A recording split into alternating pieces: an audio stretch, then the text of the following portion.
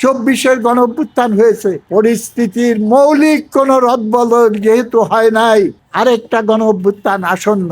আমাদের দেশের উপরে পাকিস্তানি ভাবধারা হায়ানা খামচে ধরেছে এবং তারা ছলে বলে কৌশলে এবং হেন কোনো উপায় নাই, পদ্ধতি নাই যেটা তার প্রয়োগ না করবে।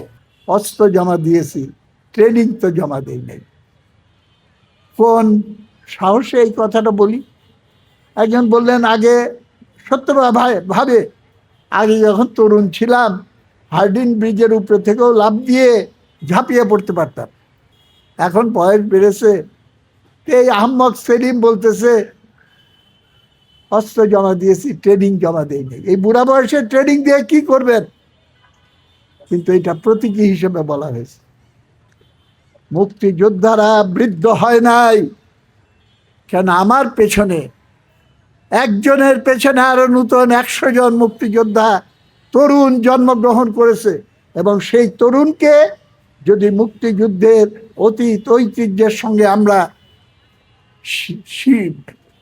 লিঙ্ক করে দিতে পারি, সংযোগ করে দিতে পারি, তাহলে পরে যেভাবে আমরা 7.5 কোটি মানুষ 71-এ একত্রিত হয়ে জনযুদ্ধে লিপ্ত হয়ে আমাদের দেশকে মুক্ত করেছিলাম, মুক্তির সংগ্রামের যে অসমাপ্ত পর্ব সেইটাকে সমাপ্ত করার জন্য আমরা এখন আবার একজনের পেছনে 100 জন যদি হয়, তাহলে হাজার হাজার না কোটি কোটি মানুষকে নিয়ে আমরা সেই ঐক্য কায়েম করে সামনের দিকে আমাদের লক্ষ্যে পৌঁছতে পারবো। খালি একটা কাজ, আগে যেটা হয়েছিল না, এইবার সেটা করতে হবে।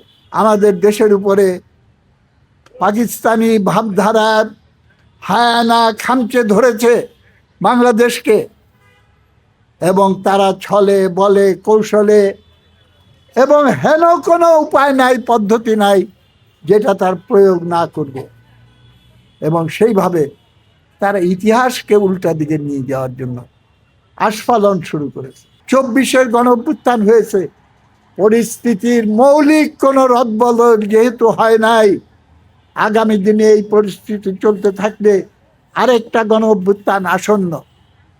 মঞ্জুরুল হাসান খান একটু আগে বলে গেলেন, কমরেড মনির সিং বক্তৃতা করে বলেছিলেন 69-এর গণঅভ্যুত্থানের পর যে তোমরা যেটা করেছো তোমাদের রয়েট স্যালিউট জানাই, কিন্তু মনে রাখবে এটা হলো ড্রেস রিহার্সাল, আসল ফাইট আসতেছে। আর বলেছিলেন, আমি স্পষ্ট দেখতে পাচ্ছি আর্ম স্ট্রাগল এজেন্ডার ভেতরে চলে আসছে।